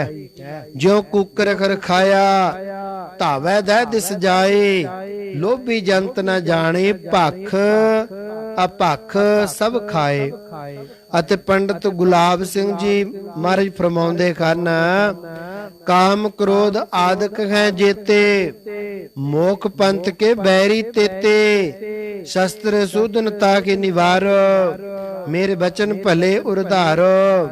ਕ੍ਰੋਧ ਸੰਗ ਜੰਗ ਜੋ ਨਰ ਕਰੇ, ਸੁਹਿਰਦ ਭਰਾਤ ਤਾਤ ਸੰਹਰੇ। ਅਧਿਆਤਮਕ ਰਮਾਇਣ ਵਿੱਚ ਇਸ ਤਰ੍ਹਾਂ ਬਚਨ ਆਏ ਨੇ। ਇਹ ਜੋ ਬਖਸ਼ਿਸ਼ਾਂ ਦੇ ਦਾਤਾ ਹਨ, ਸਦੀਵੀ ਤੇ ਥਿਰ ਪ੍ਰਭਾਵ ਵਾਲੀਆਂ ਨਹੀਂ ਹੋਇਆ ਕਰਦੀਆਂ। ਜੇ ਕਿਸੇ ਨੂੰ ਅੱਜ ਲੱਖਾਂ ਪਤੀ ਦੇਖੀਦਾ ਹੈ ਤਾਂ ਉਹ ਹੀ ਕੱਲ ਖਾਕਸ਼ਾ ਹੁੰਦਾ ਜਾਣਿਆ ਜਾਂਦਾ ਹੈ। ਕਿਉਂਕਿ ਪਰਮੇਸ਼ਰ ਪਿਤਾ ਪਾਸੋਂ ਮਿਲੀਆਂ ਦਾਤਾਂ ਹੀ ਅਟੁੱਟ ਤੇ ਅਮੁੱਕ ਨੇ। ਮਾਇਆ ਦੀ ਰਚਨਾ ਨਾਸ਼ਵੰਤ ਹੈ, ਇਸ ਦੀਆਂ ਬਖਸ਼ਿਸ਼ਾਂ ਵੀ ਝੂਠੀਆਂ ਤੇ ਨਾਸ਼ਵੰਤ ਹਨ। ਪਰਮੇਸ਼ਰ ਆਪ ਬੇਅੰਤ ਤੇ ਸਭ ਤੋਂ ਵੱਡਾ ਸਮਰੱਥ ਹੈ। ਉਹ ਇੱਕ ਛਿਨ ਵਿੱਚ ਬਾਦਸ਼ਾਹਾਂ ਨੂੰ ਕੰਗਾਲ ਤੇ ਭਿਖਾਰੀਆਂ ਨੂੰ ਰਾਜੇ ਬਣਾ ਦਿੰਦਾ ਹੈ। ਛਿਨ ਮੇ ਰਾਓ ਰੰਗ ਕਉ ਕਰਈ, ਰਾਓ ਰੰਗ ਕਰ ਡਾਰੇ। ਅਸੀਂ ਵੀ ਜੋ ਕੁਝ ਮੰਗਣਾ ਹੈ ਉਸ ਪਰਮੇਸ਼ਰ ਪਾਸੋਂ ਹੀ ਮੰਗਣਾ ਹੈ। ਉਹ ਹੀ ਸਭ ਤੋਂ ਵੱਡਾ ਦਾਤਾ ਹੈ। ਦੁਨਿਆਵੀ ਪਦਾਰਥ, ਸੁਰਗ ਦਾ ਸੁਖ, ਰਿੱਧੀਆਂ ਸਿੱਧੀਆਂ ਤੇ ਮਾਨ ਪ੍ਰਤਿਸ਼ਠਾ, ਸਾਰੇ ਪਦਾਰਥ ਉਸ ਦੇ ਅਧੀਨ ਹਨ। ਪਰ ਅਸੀਂ ਦਾਤਾਰ ਪਾਤਸ਼ਾਹ ਪਾਸੋਂ ਕੇਵਲ ਨਾਮ ਦੀ ਦਾਤ ਹੀ ਮੰਗਣੀ ਹੈ, ਜਿਹਦੇ ਆਸਰੇ ਇਹ ਪਿੱਛੇ ਦੱਸੇ ਸਾਰੇ ਪਦਾਰਥ ਆਪਣੇ ਆਪ ਹੀ ਪ੍ਰਾਪਤ ਹੋ ਜਾਂਦੇ ਐ। ਜਿਵੇਂ ਸੂਰਜ ਵੱਲ ਮੂੰਹ ਕੀਤਿਆਂ ਛਾਂ ਆਪੇ ਪਿੱਛੇ ਪਿੱਛੇ ਤੁਰੀ ਆਉਂਦੀ ਹੈ। ਜੇਕਰ ਕੋਈ ਮਨੁੱਖ ਸੂਰਜ ਵੱਲ ਪਿੱਠ ਕਰਕੇ ਆਪਣੀ ਛਾਂ ਸ਼ੈਡੋ ਨੂੰ ਪਕੜਨ ਦੀ ਕੋਸ਼ਿਸ਼ ਕਰੇ, ਫਿਰ ਉਹ ਹੱਥ ਨਹੀਂ ਆ ਸਕਦੀ ਭਾਈ। ਇਸੇ ਤਰ੍ਹਾਂ ਪਰਮੇਸ਼ਰ ਦੇ ਨਾਮ ਦੇ ਨਾਲ ਸਾਰੀਆਂ ਮੰਗਾਂ ਵੀ ਪੂਰੀਆਂ ਹੋ ਜਾਇਆ ਕਰਦੀਆਂ ਹਨ ਅਤੇ ਮਨ ਦੀ ਸ਼ਾਂਤੀ ਵੀ ਪ੍ਰਾਪਤ ਹੋਇਆ ਕਰਦੀ ਹੈ। ਹੋਰ ਸਾਧਨਾ ਨਾਲੋਂ ਪਰਮੇਸ਼ਰ ਦੀ ਭਗਤੀ ਸ਼੍ਰੋਮਣੀ ਹੈ, ਕਿਉਂਕਿ ਹੋਰ ਸਾਧਨ ਕਰਨ ਵਾਲੇ ਨੂੰ ਹਉਮੈ ਉਪਜਦੀ ਹੈ। ਜੋ ਸਾਰੇ ਉਪਦਰਾਂ ਤੇ ਦੁੱਖਾਂ ਦਾ ਮੂਲ ਹੈ ਅਤੇ ਹੰਗਤਾ ਮਮਤਾ ਲੱਗਣ ਨਾਲ ਮਾਇਆ ਆਪਣਾ ਬਲ ਪਾ ਲੈਂਦੀ ਹੈ। ਮਾਇਆ ਤੋਂ ਬਚਣ ਵਾਸਤੇ ਇੱਕੋ ਇੱਕ ਪਰਮੇਸ਼ਰ ਦੀ ਭਗਤੀ ਹੀ ਸਾਰ ਹੈ। ਜਿਵੇਂ ਇਸਤਰੀ ਨੂੰ ਇਸਤਰੀ ਨਹੀਂ ਮੋਹ ਸਕਦੀ, ਇਸੇ ਤਰ੍ਹਾਂ ਈਸ਼ਵਰ ਦੀ ਭਗਤੀ ਦੇ ਉੱਪਰ ਮਾਇਆ ਦਾ ਬਲ ਨਹੀਂ ਪੈਂਦਾ ਹੁੰਦਾ। ਸੋ ਤੁਸੀਂ ਸਾਰੇ ਅੰਮ੍ਰਿਤ ਵੇਲੇ ਜਾਗ ਕੇ ਪ੍ਰਭੂ ਭਗਤੀ ਕਰਿਆ ਕਰੋ, ਫਿਰ ਤੁਹਾਡੇ ਉੱਪਰ ਮਾਇਆ ਦਾ ਬਲ ਨਹੀਂ ਪਏਗਾ। ਇਸ ਪ੍ਰਕਾਰ ਦੇ ਉਪਦੇਸ਼, ਉੱਤਮ ਉਪਦੇਸ਼ ਨੂੰ ਸੁਣ ਕੇ ਬਹੁਤ ਸਾਰੇ ਪਰਮਾਰਥ ਦੇ ਚਾਹਵਾਨ ਆਪਣੇ ਮਨ ਨੂੰ ਮਜ਼ਬੂਤ ਕਰਕੇ 8 ਪੈਕਰ ਵਾਹਿਗੁਰੂ ਸਿਮਰਨ ਦੁਆਰਾ ਜੜ ਚੇਤਨ ਮਾਇਆ ਦੀ ਠੇਸ ਤੋਂ ਬਚਣ ਦਾ ਯਤਨ ਕਰਨ ਲੱਗੇ। ਅੰਤਰੀਵ 3 ਸਾਲਾ ਬਾਦਸ਼ਾਹੀ। ਇੱਕ ਦਿਨ ਸ਼ਾਮ ਦੇ ਵਕਤ ਆਪਣੀ ਮੌਜ ਵਿੱਚ ਆਏ ਦਾਤੇ ਨੇ ਫਿਰ ਮਿਹਰਾਂ ਦੇ ਬੂਹੇ ਖੋਲ ਦਿੱਤੇ ਅਤੇ ਆਖਿਆ, ਸਾਰੇ ਮਨੁੱਖ ਪਰਮੇਸ਼ਰ ਦੇ ਪੁੱਤਰ ਹਨ, ਭਾਵ ਆਤਮਿਕ ਸਹਿਜਾਦੇ ਹਨ, ਪਰ ਆਪਣੀ ਬਾਦਸ਼ਾਹੀ ਨੂੰ ਭੁਲਾ ਕੇ ਦੁਖੀ ਹੋ ਰਹੇ ਹਨ। ਪਰਮੇਸ਼ਰ ਪਿਤਾ ਦੀ ਆਗਿਆ ਨਹੀਂ ਮੰਨਦੇ, ਜਿਸ ਕਰਕੇ ਸਜ਼ਾ ਦੇ ਭਾਗੀਦਾਰ ਹਨ। ਭੀਖਾ ਭੂਖਾ ਕੋ ਨਹੀਂ, ਸਭ ਕੀ ਗਠੜੀ ਲਾਲ, ਗਠੜੀ ਖੋਲ ਨਾ ਜਾਣਦਾ, ਜਾਂਤੇ ਪਿਆ ਕੰਗਾਲ। ਜਿਵੇਂ ਕਿਸੇ ਦੇਸ਼ ਦੇ ਬਾਦਸ਼ਾਹ ਨੇ ਆਪਣੀ ਪ੍ਰਜਾ ਵਿੱਚੋਂ ਇੱਕ ਸਿਆਣਾ ਆਦਮੀ ਚੁਣ ਕੇ ਉਸ ਨੂੰ 3 ਸਾਲਾਂ ਵਾਸਤੇ ਬਾਦਸ਼ਾਹੀ ਦਿੱਤੀ ਅਤੇ ਆਖਿਆ, ਤੂੰ ਆਪਣੀ ਮਰਜ਼ੀ ਅਨੁਸਾਰ ਇਸ ਰਾਜ ਨੂੰ ਵਧਾ ਚਾਹੇ ਘਟਾ, ਪਰ ਪ੍ਰਜਾ ਨੂੰ ਸੁੱਖ ਦੇ। ਆਪ ਬਾਦਸ਼ਾਹ ਇਕਾਂਤ ਸਥਾਨ ਵਿੱਚ ਰਹਿਣ ਲੱਗ ਪਿਆ। 3 ਸਾਲ ਪੂਰੇ ਹੋਏ ਤੋਂ ਬਾਦਸ਼ਾਹ ਨੇ ਆ ਕੇ ਦੇਖਿਆ ਕਿ ਉਸਨੇ ਅਜੇ ਤੱਕ ਕੁਝ ਵੀ ਨਹੀਂ ਕੀਤਾ, ਬਲਕਿ ਰਾਜ ਦੇ ਕਰਮਚਾਰੀ ਵਿਗਾੜ ਦਿੱਤੇ। ਆਪ ਵੀ ਸ਼ਰਾਬਾਂ ਕਬਾਬਾਂ ਵਿੱਚ ਮਸਤ ਰਹੇ। ਇਹ ਸਜ਼ਾ ਉਸ ਨੂੰ ਮਿਲੀ, ਰਾਜ ਗੱਦੀ ਤੋਂ ਹਟਾ ਕੇ ਕਿਸੇ ਘੋਰ ਜੰਗਲ ਵਿੱਚ ਛੱਡਿਆ ਗਿਆ। 3 ਸਾਲਾਂ ਵਾਸਤੇ ਉਸ ਦੇ ਥਾਂ ਹੋਰ ਆਦਮੀ ਤਖਤ ਤੇ ਬਿਠਾ ਦਿੱਤਾ ਗਿਆ, ਪਰ ਉਹ ਵੀ ਬਾਦਸ਼ਾਹ ਦੀ ਮਰਜ਼ੀ ਮੁਤਾਬਕ ਕਾਮਯਾਬ ਨਾ ਹੋ ਸਕਿਆ। ਉਹ ਵੀ ਉਸੇ ਭਿਆਨਕ ਜੰਗਲ ਵਿੱਚ ਛੱਡਿਆ ਗਿਆ। ਇਉਂ ਕਈ ਆਦਮੀ ਬਦਲ ਕੇ ਰਾਜ ਤੇ ਬਿਠਾਏ। ਉਹਨਾਂ ਵਿੱਚੋਂ ਕਈਆਂ ਨੇ ਤਾਂ ਰਾਜ ਦੇ ਸੰਭਾਲਣ ਵਿੱਚ ਹੀ 3 ਸਾਲ ਲਗਾ ਦਿੱਤੇ। ਕਈਆਂ ਨੇ ਆਪਣੇ ਯਾਰਾਂ ਦੋਸਤਾਂ ਨੂੰ ਖੁਸ਼ ਕਰਨ ਵਾਸਤੇ ਅਤੇ ਸ਼ਰਾਬ ਦੇ ਦੌਰਾਂ ਦੇ ਵਿੱਚ ਸਮਾਂ ਬਤੀਤ ਕਰ ਦਿੱਤਾ। ਫਿਰ ਉਸ ਜਗ੍ਹਾ ਤੇ ਕੋਈ ਚੰਗਾ ਸਿਆਣਾ ਮਹਾਤਮਾ ਆਇਆ। ਸਭ ਤੋਂ ਪਹਿਲਾਂ ਉਸਨੇ ਉਹ ਜੰਗਲ ਕਟਵਾਇਆ ਜਿਸ ਵਿੱਚ ਰਾਜਾ ਤੋਂ ਰਾਜ ਪਦ ਤੋਂ ਹਟਾ ਕੇ ਸਜ਼ਾ ਵਾਲੇ ਆਦਮੀ ਭੇਜੇ ਜਾਇਆ ਕਰਦੇ ਸਨ। ਉਸ ਵਿੱਚ ਪੱਕੀਆਂ ਸੜਕਾਂ ਬਣਵਾ, ਸੁੰਦਰ ਤਲਾਬ, ਬੌਲੀਆਂ ਕਾਇਮ ਕੀਤੀਆਂ ਗਈਆਂ, ਬੈਠਣ ਵਾਸਤੇ ਥੜੇ ਤਿਆਰ ਕੀਤੇ ਗਏ, ਬਾਗ ਬਗੀਚੇ ਤੇ ਸੁੰਦਰ ਮਕਾਨ ਬਣਵਾ ਦਿੱਤੇ ਗਏ, ਚੰਗੀ ਆਬਾਦੀ ਕਰ ਲਈ, ਪ੍ਰਜਾ ਨੂੰ ਬੜਾ ਸੁਖੀ ਰੱਖਿਆ। 3 ਸਾਲ ਪੂਰੇ ਹੋਣ ਤੋਂ ਪਹਿਲਾਂ ਰਾਜ ਛੱਡ ਕੇ ਉਸ ਜੰਗਲ ਵੱਲ ਜਾਣ ਨੂੰ ਤਿਆਰ ਹੋ ਗਿਆ। ਉਹਦੀ ਨੇਕ ਦਿਲੀ ਸਿਆਣਪ ਤੇ ਪ੍ਰਸੰਨਤਾ ਉਹਦੇ ਉੱਤੇ ਪ੍ਰਸੰਨ ਹੋ ਕੇ ਬਾਦਸ਼ਾਹ ਨੇ ਸਦਾ ਵਾਸਤੇ ਆਪਣੀ ਗੱਦੀ ਦਾ ਮਾਲਕ ਉਸੇ ਮਨੁੱਖ ਨੂੰ ਬਣਾ ਦਿੱਤਾ। ਇਸੇ ਤਰ੍ਹਾਂ ਪਰਮੇਸ਼ਰ ਬਾਦਸ਼ਾਹ ਨੇ तुमको सब राजन के राजा, या कहो कोई हर समान नहीं राजा। संसार दे जीवां नूं परखण वास्ते मनुखा जन्म विच 3 अवस्थावां रूप 3 साला पातशाही दित्ती है। या धन जोवन अर सुतदारा पेखन कौ जो दयो। ਉਹਨਾਂ ਵਿੱਚੋਂ ਬਹੁਤ ਸਾਰੇ ਜੀਵ ਤਾਂ ਬਾਲਕ ਅਵਸਥਾ ਵਿੱਚ ਹੀ ਮਰ ਮੁਰ ਗਏ।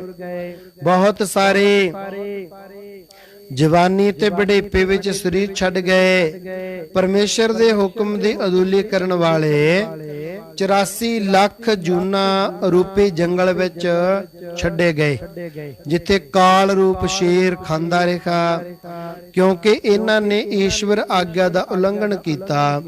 ਸ਼ਰਾਬ ਪੀਂਦੇ ਰਹੇ, ਦੁਰਾਚਾਰ ਤੇ ਲੋਕ ਮੁਲਾਜ਼ਿਆਂ ਵਿੱਚ ਲੱਗੇ ਰਹੇ, ਆਪਣੇ ਹੱਕਾਂ ਦੀ ਪਛਾਣ ਨਾ ਕੀਤੀ, ਪਰਾਏ ਹੱਕ ਤੇ ਜ਼ਬਰਦਸਤੀ ਛਾਪਾ ਮਾਰਿਆ ਗਿਆ, ਜੀਵ ਦੇ ਸਵਾਦ ਵਾਸਤੇ ਜੀਵਾਂ ਦੇ ਗਲੇ ਘੁੱਟੇ ਗਏ, ਰਿਸ਼ਵਤਾਂ ਨਾਲ ਧਨ ਇਕੱਠਾ ਕੀਤਾ ਗਿਆ। ਫਿਰ ਪਰਮੇਸ਼ਰ ਨੇ ਇਸ ਸੰਸਾਰ ਵਿੱਚ ਕਿਸੇ ਸਿਆਣੇ ਪੁਰਸ਼ ਨੂੰ ਭੇਜਿਆ।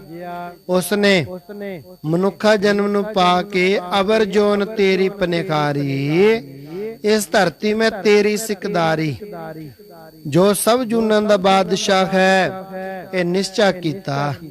ਮਾਨਸ ਜਨਮ ਹਰ ਪਾਈਐ, ਹਰ ਰਾਵਣ ਵੇਰਾ ਰਾਮ। ਜਿਨ ਮਾਨਸ ਜਨਮ ਨਾ ਪਾਇਆ, ਤਿਨ ਭਾਗ ਮੰਦੇਰਾ ਰਾਮ।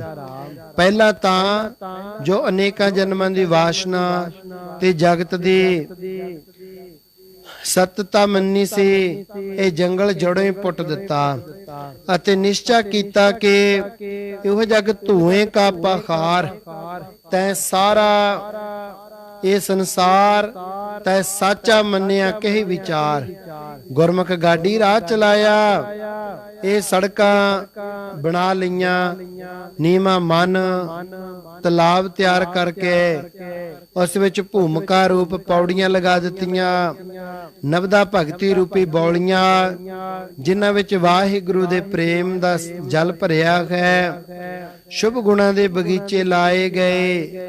ਇਹ ਸਰੀਰ ਤਿਆਗਣ ਤੋਂ ਪਹਿਲਾਂ ਹੀ 3 ਅਵਸਥਾ ਵਿੱਚ ਰਹਿੰਦਿਆਂ ਸਰੀਰ ਦਾ ਮੋਹ ਛੱਡ ਦਿੱਤਾ ਅਤੇ ਪਰਮੇਸ਼ਰ ਪਿਤਾ ਜੀ ਨੂੰ ਪ੍ਰਸੰਨ ਕਰ ਲਿਆ, ਜਿਸ ਕਰਕੇ ਉਹ ਆਪ ਵੀ ਸਦੀਵੀ ਬਾਦਸ਼ਾਹ ਪਰਮੇਸ਼ਰ ਦਾ ਸਰੂਪ ਬਣ ਗਏ। ਮਰਨੇ ਕੀ ਚਿੰਤਾ ਨਹੀਂ, ਜੀਵਨ ਕੀ ਨਹੀਂ ਆਸ, ਕੱਲ ਹੈ ਕਵਨ ਨਿਰੰਜਨ ਜਾਣੈ। ਇਸ ਤਰ੍ਹਾਂ ਦੇ ਨਾਲ ਅਵਸਥਾ ਉੱਚੀ ਕਰ ਲਈ। 9 ਮਾਘ ਦਾ ਸਾਲਾਨਾ ਜੋੜ ਮੇਲਾ ਜਦੋਂ ਸੰਤ ਜੀ ਮਹਾਰਾਜ ਨੂੰ ਇੱਥੇ ਆਇਆ 1.5 ਸਾਲ ਦਾ ਸਮਾਂ ਹੋ ਗਿਆ। ਇਤਨੇ ਚਿਰ ਵਿੱਚ ਹੋਰ ਦੀ ਗੋਰੀ ਰਚਨਾ ਹੋ ਗਈ, ਜਿੱਥੇ ਬੜੇ ਬੜੇ ਉੱਚੇ ਤੇ ਪੁਰਾਣੇ ਢੱਕ ਖੜੇ ਹੁੰਦੇ, ਜਿਸ ਕਰਕੇ ਇਸ ਜਗ੍ਹਾ ਦਾ ਨਾਮ ਢੱਕੀ ਪੈ ਗਿਆ। ਉਸ ਜਗ੍ਹਾ ਤੇ ਕਮਰੇ ਬਣ ਗਏ, ਸਿੰਘਾਂ ਦੇ ਇਸ਼ਨਾਨ ਵਾਸਤੇ ਇੱਕ ਖੂਹ ਤੇ ਇੱਕ ਖੂਹੀ ਲੱਗ ਗਈ, ਇੱਕ ਬਾਹਰ ਖੂਹ ਵਿੱਚ ਤੇ ਇੱਕ ਅੰਦਰ ਲੰਗਰ ਵਿੱਚ ਪੰਪ ਲੱਗ ਗਿਆ। ਵੱਡਾ ਛੱਪਰ, ਗੁਰਦੁਆਰਾ ਸਾਹਿਬ, ਸੰਤਾਂ ਦਾ ਭੋਰਾ ਅਤੇ ਹੋਰ ਦੁਆਲੇ ਦੀ ਜਗ੍ਹਾ ਨੂੰ ਸਾਫ਼ ਕਰਕੇ ਕਿਤੇ ਵਿੱਚ ਵਿੱਚ ਅੰਬਾਂ ਦੇ ਬੂਟੇ ਅਤੇ ਫੁਲਵਾੜੀ ਲਗਾਈ ਗਈ।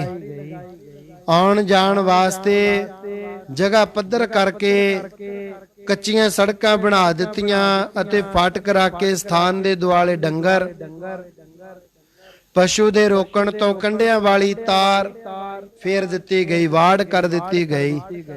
ਦੁੱਧ ਚਾਹ ਵਾਸਤੇ ਗਊਆਂ ਮੱਝਾਂ ਦੀ ਰਚਨਾ ਹੋਣੀ ਸ਼ੁਰੂ ਹੋ ਗਈ। 20 ਸਰੀਰ ਤਾਂ ਪੱਕੇ ਹੀ ਰਹਿਣ ਲੱਗ ਪਏ, ਹੋਰ ਵੀ ਸੰਗਤ ਬਾਹਰੋਂ ਆ ਜਾਇਆ ਕਰੇ, ਜਿਸ ਕਰਕੇ ਕਾਫੀ ਮੰਜੇ ਤੇ ਬਿਸਤਰੇ ਵੀ ਤਿਆਰ ਹੋਣ ਲੱਗੇ। ਇਹ ਥੋੜੇ ਹੀ ਦਿਨਾਂ ਵਿੱਚ ਚੰਗੀ ਰਚਨਾ ਹੋ ਗਈ ਤੇ ਅਸਥਾਨ ਵੀ ਦੂਰ ਤੱਕ ਪ੍ਰਸਿੱਧ ਹੋ ਗਿਆ। ਚੰਗੇ ਚੰਗੇ ਤਪਸਵੀ ਮਹਾਤਮਾ ਵੀ ਇਸ ਦੀ ਮਰਿਆਦਾ ਦੇਖਣ ਵਾਸਤੇ ਆਉਂਦੇ। ਇਤਨੇ ਨੂੰ 9 ਮਾਘ ਦਾ ਤੀਜਾ ਸਾਲਾਨਾ ਜੋੜ ਮੇਲਾ ਨੇੜੇ ਆ ਗਿਆ। ਸੰਗਤਾਂ ਦਾ ਇਸ ਜੋੜ ਮੇਲੇ ਨੂੰ ਕਾਫੀ ਉੱਚ ਪੱਧਰ ਤੇ ਮਨਾਉਣ ਦਾ ਸੰਗਤਾਂ ਤੇ ਗੁਣੀ ਗਿਆਨੀ, ਰਾਗੀ, ਪ੍ਰਚਾਰਕ, ਢਾਡੀ ਤੇ ਕਵੀਸ਼ਰ ਜਥੇ ਤਾਂ ਕਈ ਮਹੀਨੇ ਪਹਿਲਾਂ ਹੀ ਪੁੱਛਣ ਲੱਗ ਪਏ। ਉਹਨਾਂ ਨੇ ਇਸ ਦਿਨ ਤੇ ਕਵੀਸ਼ਰੀ ਅਤੇ ਰਾਗੀ ਢਾਡੀ ਜਥੇ ਇਸ ਦਿਨ ਤੇ ਇੱਥੇ ਆਪਣੀ ਹਾਜ਼ਰੀ ਲਵਾਉਣ ਵਾਸਤੇ ਇਸ ਤਰੀਕ ਦੇ ਬਾਹਰਲੇ ਪ੍ਰੋਗਰਾਮ ਨਹੀਂ ਸਨ ਫੜਦੇ।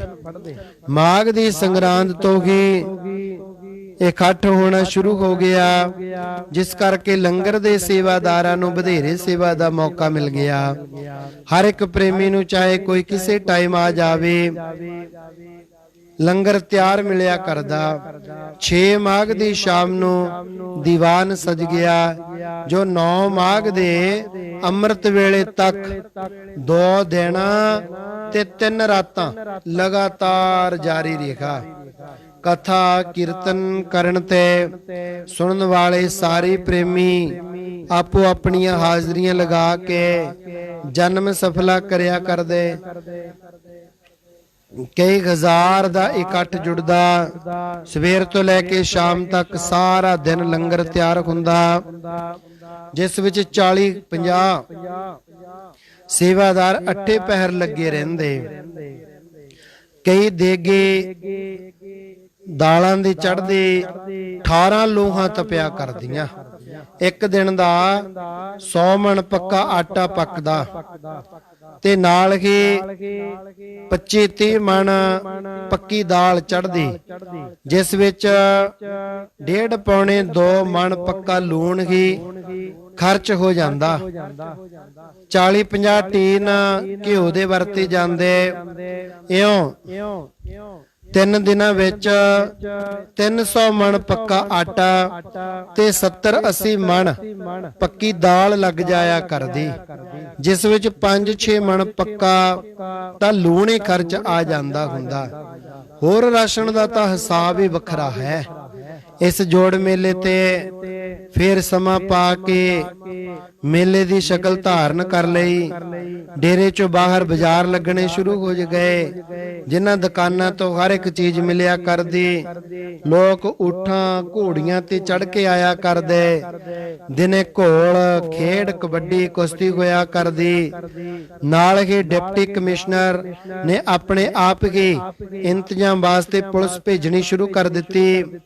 ਵੱਡੇ ਸੰਤ ਜੀ ਮਹਾਰਾਜ ਨੂੰ ਦਿਨੇ ਸੰਗਤਾਂ ਨੂੰ ਦਰਸ਼ਨ ਤੇ ਉਪਦੇਸ਼ ਬਖਸ਼ਦੇ। ਰਾਤ ਨੂੰ ਨੇਤਰ ਬੰਦ ਕਰਕੇ 14 ਘੰਟੇ ਖੜਿਆਂ ਹੀ ਕੀਰਤਨ ਰਾਹੀਂ ਸੰਗਤਾਂ ਨੂੰ ਨਿਹਾਲ ਕਰੀ ਜਾਣਾ। ਸਰੋਤਿਆਂ ਨੂੰ ਵੀ ਐਸਾ ਆਨੰਦ ਆਉਣਾ ਕਿ ਦੇਸ਼ ਕਾਲ ਵਿਸਰ ਜਾਣਾ। ਤੰਬੂ, ਕਨਾਤਾਂ, ਸ਼ਾਇਬਾਨ ਦਾ ਇੰਤਜ਼ਾਮ, ਰੌਸ਼ਨੀ ਵਾਸਤੇ ਗੈਸ, ਲੰਗਰ ਵੱਲ ਧਿਆਨ, ਆਏ ਗਏ ਦੀ ਰਿਹਾਇਸ਼ ਦਾ ਖਾਸ ਖਿਆਲ, ਇਹ ਜ਼ਿੰਮੇਵਾਰੀ ਛੋਟੇ ਸੰਤ ਮਹਾਰਾਜ ਸੰਭਾਲਦੇ। ਦੋਨੇ ਮਹਾਪੁਰਸ਼ 3 ਰਾਤਾਂ ਤੇ 3 ਦਿਨ ਬਿਲਕੁਲ ਆਰਾਮ ਨਹੀਂ ਸੀ ਕਰਦੇ ਹੁੰਦੇ, ਜਿਸ ਕਰਕੇ ਨੇਤਰਾਂ ਵਿੱਚ ਸੋਜਸ ਤੇ ਸਰੀਰ ਨੂੰ ਬੇਆਰਾਮੀ ਦੇ ਕਾਰਨ ਥਕਾਵਟ ਹੋ ਜਾਇਆ ਕਰਦੀ। ਇਸ ਤਰ੍ਹਾਂ ਇਹ ਵੱਡਾ ਜੋੜ ਮੇਲਾ 3 ਸਾਲ ਬੜਾ ਭਾਰੀ ਭਰਦਾ ਰਿਹਾ। ਹਰੇਕ ਸਾਲ ਵੱਧ ਤੋਂ ਵੱਧ ਇਕੱਠ ਹੁੰਦਾ ਸੀ। ਫਿਰ ਦੋਹਾਂ ਮਹਾਪੁਰਸ਼ਾਂ ਨੇ ਵਿਚਾਰ ਕੀਤੀ ਕਿ 15 ਦਿਨ ਪਹਿਲਾਂ ਤਿਆਰੀ ਵਿੱਚ ਲੱਗ ਜਾਇਆ ਕਰੋ। 15 ਦਿਨ ਬਾਅਦ ਵਿੱਚ ਸਮਾਨ ਦੀ ਸੰਭਾਲ ਹੁੰਦੀ ਰਹਿੰਦੀ। 1 ਮਹੀਨਾ ਇਤਨੀ ਬੇਆਰਾਮੀ, ਨਾ ਭਜਨ ਸਿਮਰਨ ਹੋ ਸਕੇ, ਨਾ ਸਰੀਰਕ ਆਰਾਮ ਕੀਤਾ ਜਾ ਸਕੇ। ਇਉਂ ਜਾਣ ਕੇ ਕੇਵਲ 9 ਮਾਘ ਵਾਲੀ ਫਿਰ ਇੱਕੋ ਹੀ ਰਾਤ ਰੱਖ ਲਈ। ਹੁਣ 8 ਮਾਘ ਵਾਲਾ ਦਿਨ ਤੇ ਉਸੇ ਹੀ ਸਾਰੀ ਰਾਤ ਨੂੰ ਦੀਵਾਨ ਸਜਦਾ ਹੈ। ਬੜਾ ਭਾਰੀ ਇਕੱਠ ਹੁੰਦਾ ਹੈ। ਅੱਠੇ ਪਹਿਰ ਲੰਗਰ ਚਾਲੂ ਰਹਿੰਦਾ ਹੈ, ਜਿਸ ਵਿੱਚ ਖੁੱਲਾ ਤੇ ਗਰਮ ਗਰਮ ਕੜਾਹ ਪ੍ਰਸ਼ਾਦ ਵਰਤਦਾ ਹੈ। ਕਦੇ ਕਦੇ ਮਠਿਆਈਆਂ ਵੀ ਬਣਦੀਆਂ ਨੇ। ਪੋਸ ਦੀ ਸਪਤਮੀ, ਕੱਤਕ ਦੀ ਪੂਰਨਮਾਸ਼ੀ ਤੇ 9 ਮਾਘ, ਇਹ ਸਾਲ ਵਿੱਚ 3 ਜੋੜ ਮੇਲੇ ਬੜੀ ਉੱਚ ਪੱਧਰ ਤੇ ਮਨਾਏ ਜਾਂਦੇ ਹਨ ਅਤੇ ਹਰੇਕ ਸੰਗਰਾਂਦ ਤੇ ਪੁੰਨਿਆਂ ਦੀ ਪਹਿਲੀ ਰਾਤ ਨੂੰ ਵੀ ਬੜਾ ਦੀਵਾਨ ਸਜਦਾ ਹੈ। ਏਕਤਾਵਾਦੀ ਉਪਦੇਸ਼। ਇਸੇ ਤਰ੍ਹਾਂ ਜਦੋਂ ਹਜ਼ੂਰ ਢੱਕੀ ਦੀ ਧਰਤੀ ਨੂੰ ਭਾਗ ਲਾ ਰਹੇ ਸਨ, ਉਸ ਸਮੇਂ 1934 ਈਸਵੀ ਨੂੰ ਸੰਤ ਜੀ ਮਹਾਰਾਜ ਦੇ ਦਰਸ਼ਨ ਵਾਸਤੇ ਇੱਕ ਮੁਸਲਮਾਨ ਫਕੀਰ ਆਇਆ, ਜਿਸ ਦੀ 50 ਕੁ ਸਾਲਾਂ ਦੀ ਕਰੀਬ ਉਮਰ ਜਾਪਦੀ ਸੀ। ਲਿਬਾਸ ਬੜਾ ਸਾਦਾ, ਸਿੱਧਾ ਨੀਵਾਂ ਚੋਗਾ, ਸਿਰ ਤੇ ਪੱਗ, ਦਾੜਾ, ਕੇਸ ਵੀ ਸਬੂਤ ਸਨ। ਇੱਥੋਂ ਦੀ ਚਾਲੀ ਦੇਖ 5-7 ਦਿਨ ਟਿਕ ਗਿਆ। ਘੰਟੀ ਸਮੇਂ ਆਪੇ ਲੰਗਰ ਵਿੱਚ ਚਲੇ